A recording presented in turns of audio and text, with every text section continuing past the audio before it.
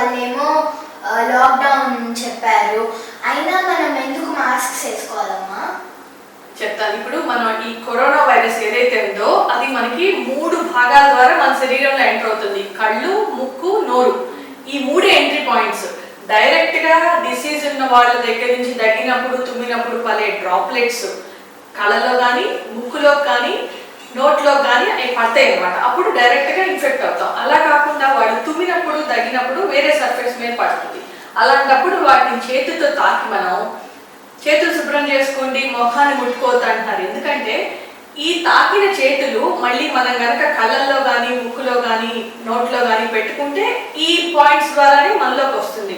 So ఈ కళ్ళజోడు పెట్టుకొని ప్లెయిన్ కళ్ళజోడు పెట్టుకుంటే చాలు.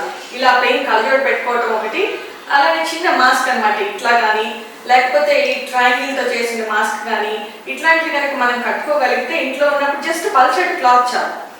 దీని మూలంగా ఏమవుతుందంటే సోషల్ డిస్టెన్స్ మెయింటైన్ చేస్తున్నాం. మనం చేసినా కూడా దూరంగా ఉంటున్నాం. డ్రాప్లెట్స్ డైరెక్ట్ ఇన్ఫెక్షన్ అవ్వదు. ఎక్కడన్నా తుప్పర్లు పడి పొరపాటున కనుక మనం సర్ఫేస్ ని టచ్ చేసి మన చేతులకు వైరస్ ఉంటుంది.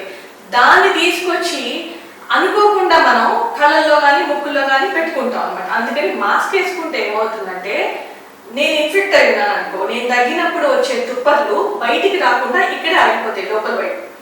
అదే నేను అన్ఇన్ఫెక్టెడ్ అంటే అసలు నాకు ఇంతవరకు వైరస్ లేదు, అప్పుడు కనుక నేను కట్టుకుంటే నీ నుంచి వచ్చే ఇన్ఫెక్షన్ ఏదైనా ఉంటే బయటే ఆగిపోతుంది.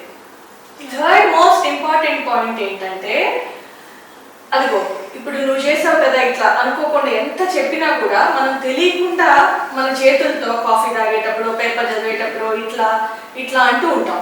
సో ఏమవుతుంది, ఈ చేతికున్న వైరస్ బట్టల మీద ఎక్కడైనా వైరస్ ఉంటే అనుకోకుండా చేసే ఇన్వాలంటరీ మూమెంట్స్ ఉంటాయి అన్నమాట. కళ్ళుని, ముక్కుని వీటిని తాకినప్పుడు వస్తుంది. సో ఎప్పుడైతే మనం కళ్ళజోడుతో, మాస్క్తో దీన్ని ప్రొటెక్ట్ చేసుకున్నామో మన ఈ వైరస్ అనేది మన శరీరాన్ని ఏం చేయలేదు. సో ఈ ప్రొటెక్షన్ అనేది చాలా ఇంపార్టెంట్. అందరూ అంటున్నారు మాస్కులు ధరించడం అవసరం లేదు, ఓన్లీ ఇన్ఫెక్టెడ్ పీపుల్ ధరిస్తే చాలు అనేది. అదేంటంటే డైరెక్ట్ డ్రాప్లెట్స్ ని ఆపటం కోసం. బట్ వేరస్ ఈ ఇండైరెక్ట్ ఇన్ఫెక్షన్ ఏదైతే ఉందో మన చేతి ద్వారా వ్యాపించేది, ఈ మూమెంట్స్ ని కంట్రోల్ చేయడానికి కూడా కళ్ళజోడు ప్లస్ ఈ మాస్క్, పల్చటి మాస్క్ కట్టుకున్నా కూడా సరిపోతుంది అన్నమాట. అందుకని పెట్టుకోమని చెప్తున్నారు. అది ఓకే, బట్ అందరికి మాస్క్స్ దొరకట్లేదు కదమ్మా.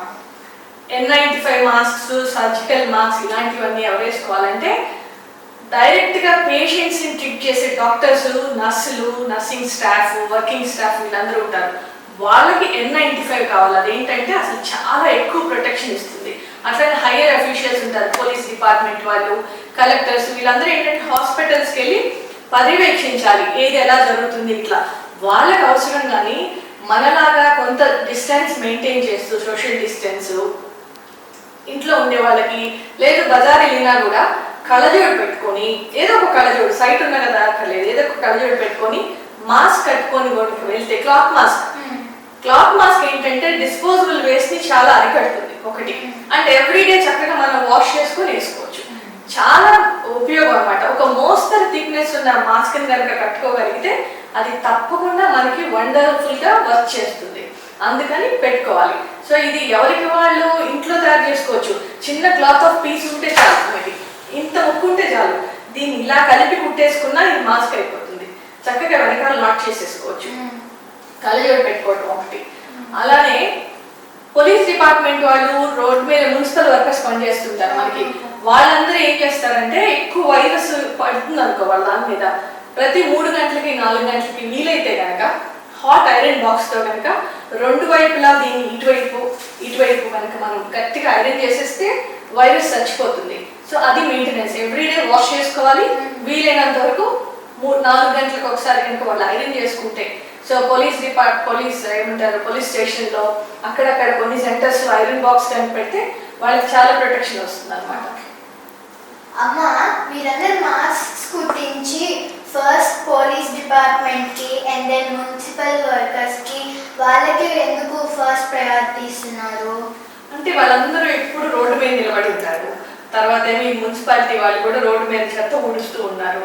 పోలీసు వాళ్ళు ఏమో మనుషుల్ని కట్టడి చేయటం, మాల్స్ క్లోజ్ చేయించడం ఇట్లా చేస్తున్నారు. సో ఏమవుతుందంటే వీళ్ళు రోడ్డు మీద ఉన్నప్పుడు ఎవరైనా ఇన్ఫెక్టెడ్ పర్సన్ ఎక్కడైనా ఉమ్మి ఊసి కానీ దగ్గి కానీ వెళ్ళినప్పుడు ఆ ఉమ్మి రోడ్డు మీద పడి ఉంటుంది. వెహికల్ వెళ్ళింది, గాలితో పాటు ఇవి కూడా లేచి వాళ్ళ కళ్ళల్లో ముక్కుల్లో పడే ఛాన్స్ ఉంటుంది. అట్లానే మున్సిపల్ వర్కర్స్ ఉన్నారు, ఊడుస్తూ ఉంటారు, ఊడ్చినప్పుడు అదంతా వాళ్ళు పీలుస్తారు. అట్లానే చెత్త ఇవి ఉంటాయి కదా కంటైనర్స్, వాటిలో ఏంటి అసలు ఎవరు ఏం పడేసారో తెలియదు, ఆ పెట్టెల్ని పేపర్స్ని ఆ చెత్త అంతా ఏరుతూ ఉన్నారు వాళ్ళందరూ. సో ఏ మెటీరియల్ మీద వాళ్ళకి వైరస్ ఉందో తెలియదు, అందుకని వాళ్ళ చేతులు అవన్నీ ఇన్ఫెక్ట్ అయి ఉంటాయి. సో అందుకని వాళ్ళు కూడా ఖచ్చితంగా ఫస్ట్ ప్రయారిటీ వాళ్ళు తలజోడు పెట్టుకోవటం, సేమ్ మాస్క్ కట్టుకుంటే ఏంటంటే డైరెక్ట్ గా పడేది ఆపచ్చు. ఇండైరెక్ట్ గా ఎప్పుడన్నా గబుక్కున కళ్ళు కలుపుకోవాలనుకుంటారు దుమ్ము పడంగానే, ఆ ఇన్వాలంటరీ మూమెంట్ అనేది ఆగిపోతుంది. అందుకని ఖచ్చితంగా వాళ్ళకి ఫస్ట్ ప్రయారిటీ మనం మాస్కులు రాగానే వాళ్ళే వేసుకోవడానికి ఇవ్వాలన్నమాట. నిన్న నెట్లో చూస్తే WHO వాళ్ళు మాస్క్ వేసుకోక్కర్లేదని చెప్పారు కదా, only infected persons and doctors వేసుకోవాలని చెప్పారు వాళ్ళు. నువ్వేమో అందరు వేసుకోవాలని చెప్తున్నావు. ఇప్పుడు ఏదన్నా ఒక పాండమిక్ ఇట్లాంటి విపత్కర పరిస్థితులు వచ్చినాయి అనుకో, ఇట్లా వైరస్ వరల్డ్ వైడ్ వస్తే ఏంటంటే ప్రతి కంట్రీకి ఒక్కొక్క ప్రోటోకాల్ ఉంటుంది. అంటే ఇప్పుడు మన దేశంలో ఉన్న స్థితిగతులు ఏంటి, ఎన్ని హాస్పిటల్స్ ఉన్నాయి, ఎంత జనాభా ఉన్నారు, అధిక జనాభా ఏ వయసులో ఉన్నారు, బెడ్స్ ఎన్ని ఉన్నాయి, ఐసీయూ బెడ్స్ ఎన్ని ఉన్నాయి, డాక్టర్స్ నర్సులు వర్కింగ్ స్టాఫ్ ఎంతమంది ఉన్నారు, తర్వాత హెల్త్ పాలసీస్ ఏమున్నాయి, మెడిసిన్స్ ఉన్నాయా లేదా, వ్యాక్సిన్స్ ఉన్నాయా లేదా, ఇవన్నిటిని బట్టి ఒక్కొక్క దేశం ఒక్కొక్క ప్రోటోకాల్ ఫాలో అవుతుంది. సో వెస్టర్న్ కంట్రీస్ వాళ్ళు, then US surgeon general and WHO వీళ్ళందరూ ఏం చెప్పారంటే మాస్క్స్ అందరూ హడావుడి పెట్టి కొనేసుకుంటే అంత అయిపోతాయి. సో డాక్టర్స్ కి ముందర ఇన్ఫెక్టెడ్ పర్సన్స్ కి చాలా అన్నారు. బట్ మీరు బాగా అబ్జర్వ్ చేస్తే ఏమవుతుందంటే ఎక్కడైతే ఏషియన్ కంట్రీస్ అన్నీ ఉన్నాయి కదా, చైనా, జపాన్, హాంకాంగ్, సింగపూర్, ఇట్లాంటి కంట్రీస్ అన్నీ ఈ డిసీజ్ ని భలే గబుక్కుని ఆపేయగలిగింది, వెంటనే కంటైన్ చేసేసారు. వాళ్ళు చెప్పేది ఏంటంటే ప్రతి ఒక్కళ్ళు మాస్క్ వేసుకోవాలి. అందరూ లాక్డౌన్ చేస్తున్నారు, అందరూ సోషల్ డిస్టెన్స్ పాటిస్తున్నారు. ఈ మాస్కుల విషయం ఒక్కటే వీళ్ళు అక్కర్లేదన్నారు, వీళ్ళు పెట్టుకోమని చెప్తున్నారు. బట్ వీళ్ళు కంటైన్ చేయగలిగిన మోస్ట్ ఇంపార్టెంట్ థింగ్ ఏంటంటే మాస్కుల గురించి చెప్తున్నారు. పెద్ద ఇంత మందం ఉండక్కర్లేదు, N95 అక్కర్లేదు, మినిమం అంటే మొత్తం దాంతోనే ఆగిపోతుంది డిసీజ్ అనేది కాదు, చాలా ఎక్కువగా మనం డిసీజ్ స్ప్రెడ్ ని ఆపగలుగుతాము అని వాళ్ళు చెప్తున్నారు. అందుకని ఎక్కడైతే మనం జస్ట్ కంపేర్ చేసుకున్నాం, WHO చెప్పిందే రూల్ అని అట్లా కాదు. ఇప్పుడు ఏంటంటే ఈ వైరస్ కి ఇది ఇలా చేయాలి, ఇది చేయాలని లేదు, ఒక్కొక్కళ్ళు ఒక్కొక్క స్ట్రాటజీ ఫాలో అవుతున్నారు. సో వీళ్ళు బాగా చేయగలిగారు కాబట్టి అందరూ ఇప్పుడు ఈవెన్ వెస్టర్న్ కంట్రీస్ ఫస్ట్ వద్దని చెప్పిన వాళ్ళు కూడా ఇప్పుడు అందరూ వేసుకోవాలని చెప్తున్నారు. అందుకని సో ఇప్పుడు ఆ పరిస్థితి అవసరమైంది. ఇప్పుడు పర్లేదు, మన ఇండియా స్టేబుల్ గా ఉంది, కానీ ఇంకా ఫ్యూచర్ లో ఇది వెంటనే వెళ్ళిపోతుంది. ఇంకా 3-4 months పట్టచ్చు, 6 months పట్టచ్చు, వ్యాక్సిన్ ఇప్పుడే రాదు. సో ఇంకా క్లిష్ట పరిస్థితుల్లోకి వెళ్ళిపోతుంది. సో ఇది ఆపాలంటే మాస్క్ అనేది చాలా ఇంపార్టెంట్. అమ్మ, మనం ఇంట్లోనే ఉంటున్నాము, హ్యాండ్స్ వాష్ చేసుకుంటున్నాము, నీట్గా ఉంటున్నాము, అన్నీ చేస్తున్నాము, బట్ నువ్వు నానమ్మ ఉన్న గదిలోకి ఎందుకు వెళ్ళొద్దంటావు? అసలు ఈ కరోనా వైరస్ విషయంలో అతి సున్నితమైన మరియు గమ్మత్తైన విషయం ఏంటంటే మనందరికీ అంటే ఒక 60 బిలో ఉన్న వాళ్ళకి, కొంచెం హెల్తీగా ఉన్న వాళ్ళందరికీ ఇమ్యూనిటీ చాలా బాగుంటుంది, రోగనిరోధక శక్తి. దానికి ఏమవుతుంది ఏంటంటే ఒకవేళ మనకి ఇన్ఫెక్షన్ ఉన్నా కూడా అది మనకు తెలియకపోవచ్చు, మనం బాగున్నాం అనుకుంటున్నాం, సింటమ్స్ ఉండవు, అంటే దాని లక్షణాలు ఏవి బయటపడవు. తర్వాత ఒకవేళ ఉన్నా కూడా కొంచెం జలుబు, దగ్గు, లేకపోతే కొంచెం త్రోట్తో పోతుంది, మనకి తెలియకుండా మనలో వైరస్ ఉండొచ్చు. కానీ ఎప్పుడైతే మనం ఈ పెద్దవాళ్ళ దగ్గరికి వెళ్ళి వాళ్ళ కనుక అదే అంటుకుంటే కనుక వాళ్ళ ఇమ్యూనిటీ లెవెల్స్, రోగ నిరోధక శక్తి చాలా తక్కువ ఉంటుంది కాబట్టి వాళ్ళకి మన ద్వారా ప్రాణహాని ఉంటుంది. మనమేమో ఎసిమ్టమాటిక్ గా ఉంటాం, అంటే ఏ లక్షణాలు లేకుండా ఉంటాం, మనకు లేదు అనుకుంటున్నాం కానీ ఉండొచ్చు మనలో వైరస్. సో పెద్దవాళ్ళ గదిలో, పెద్దవాళ్ళు అంటే ఓన్లీ పెద్దవాళ్ళని కాదు, 60 ఏళ్ళ పైబడిన వాళ్ళు, హార్ట్ ప్రాబ్లమ్స్, తర్వాత kidney transplants, heart transplants, pregnant ladies, తర్వాత ఎప్పటి నుంచో చాలా దీర్ఘకాలికంగా వ్యాధులు ఉన్న వాళ్ళు ఉంటారనమాట, క్యాన్సర్ పేషెంట్స్, ఇట్లాంటి వాళ్ళందరూ చాలా జాగ్రత్తగా ఉండాలి. వాళ్ళకి ఇమ్యూనిటీ ఉండదు. మన అమ్మమ్మ ఉంది, ఎప్పుడు స్టెరాయిడ్స్ మీద ఉంటుంది, ఆటో ఇమ్యూన్ డిసీజ్ ఉంది. సో వీళ్ళందరికీ ఏంటంటే అసలు ఇమ్యూనిటీ ఉండదు. ఏదైనా రాగానే వాళ్ళకి బాడీ తట్టుకోలేదు, వాళ్ళకి రోగ నిరోధక శక్తి లేదు. కాబట్టి వాళ్ళు చనిపోయే ప్రమాదం ఉంటుంది. అందుకని అతి జాగ్రత్తగా ఉండాలి. దీన్ని ఏమంటారంటే, అంటే ఎసిమ్టమాటిక్ గా ఉండి లక్షణాలు లేకుండా ఇంకొకళ్ళకి మనం అంటించి వాళ్ళకి ప్రాణహాని కనుక జరిగితే ఇమ్యూనోసెనసెన్స్ అంటారు. ఇది అసలు అందరూ గుర్తించాలి. అందుకని చాలా బాధ్యతగా వ్యవహరించాలి. మనం పెద్దవాళ్ళని అతి జాగ్రత్తగా చూసుకోవాలి. అమ్మా, మరి ఇమ్యూనిటీ పెరగాలంటే ఏం చేయాలి? ఇప్పటికిప్పుడు ఇమ్యూనిటీ అంటే ఒక రోజు 2 రోజుల్లో రాదు. అలాని ఈ వైరస్ కూడా ఇప్పటికిప్పుడు పోయేది కాదు. దాంతో పాటు మనం కూడా ఇమ్యూనిటీ పెంచుకుంటూ ఉండొచ్చు. ఫస్ట్ ఏంటంటే రెగ్యులర్గా మంచిగా ఎక్సర్సైజ్ చేయాలి. పర్టికులర్గా యోగా. ఇప్పుడు చూడు, ఎక్సర్సైజ్ చేయాలి, జిమ్కి వెళ్ళాలంటే లేదు. యోగా, ప్రాణాయామము ఎప్పుడు మనం ఇంట్లో ఉండి చక్కగా చేసుకోవచ్చు. దాని మూలంగా చాలా ఉపయోగాలు ఉంటాయి. అండ్ బ్యాలెన్స్ డైట్ తీసుకోవాలి, అన్నీ ఉండాలి.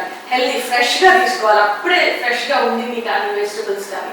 అన్నిటితో పాటు మన ఇండియన్ స్పైసెస్ ఉంటాయి కొన్ని, ఎప్పటి నుంచో. అంటే ఈ కరోనా వైరస్ అని కాదు, ఇమ్యూనిటీ బూస్టర్స్ అంటారు. ఎప్పటి నుంచో కొంత ఆయుర్వేదిక్ మన ఇండియా చాలా ఫేమస్. ఏంటంటే బ్లాక్ పెప్పర్, మిరియాలు, జీలకర్ర, తర్వాత పసుపు, ధనియాలు, బెల్లం, అల్లం, ఇట్లాంటివంతా వాడటం మూలంగా ఏంటంటే ఉసిరికాయ చాలా ఇమ్యూనిటీ బూస్టర్ అని చెప్తారు.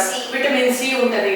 వైటమిన్స్ తీసుకోవటం, మల్టీ వైటమిన్స్ తీసుకోవటము, హాట్ వాటర్ తాగుతూ ఉండటము, అలానే ఒట్టి వేడి నీళ్ళు పొయ్యి మీద పెట్టుకొని దాన్ని ఆవిరి తీసుకుంటూ ఉండటం, ఇవన్నీ కూడా ఏంటంటే కొంత రెసిస్టెన్స్ని డెవలప్ చేస్తాయి. చిన్న చిన్న రోగాలు, మన ఇన్ఫెక్షన్, క్రిములు ఇట్లాంటివన్నిటిని తీసేసే అవకాశం ఉంటుంది అనమాట. ఫర్ షూర్గా పేపర్స్ కొన్ని పబ్లిష్ అయ్యి వీటి మీద, అయితే నాట్ షూర్. బట్ ఎప్పుడైనా సరే ఎక్సర్సైజ్, యోగా, ప్రాణాయామము ఇవన్నీ కూడా ఇమ్యూనిటీని బాగా పెంచుతాయి అనమాట. అందుకని సో ఇప్పుడన్నా కనీసం ప్రతి ఒక్కళ్ళు ఎక్సర్సైజ్ చేయడం అలవాటు చేసుకోండి. ఎంతో కొంత టైం. పెద్దవాళ్ళు చేయలేని వాళ్ళు ఉంటారు, వాళ్ళు ప్రాణాయామం చేసుకుంటే సరిపోతుంది అట్లా. అందుకని ఈ వైరస్ అనేది దాంతో పాటు మన ఇమ్యూనిటీని పెంచుకుంటూ గబుక్కుంది. వ్యాక్సిన్ వచ్చినా కూడా ఏదో ఒక దేశం కనుక్కుంటుంది. ఆ జనాభా అంతా ఇచ్చి మన దాకా వచ్చేటప్పటికి 12 to 18 months పడుతుంది. అప్పుడు దాకా మనం ఇలా ఇబ్బందుల్లోనే ఉంటాం. కాబట్టి చాలా జాగ్రత్తగా ఉండాలి మనం.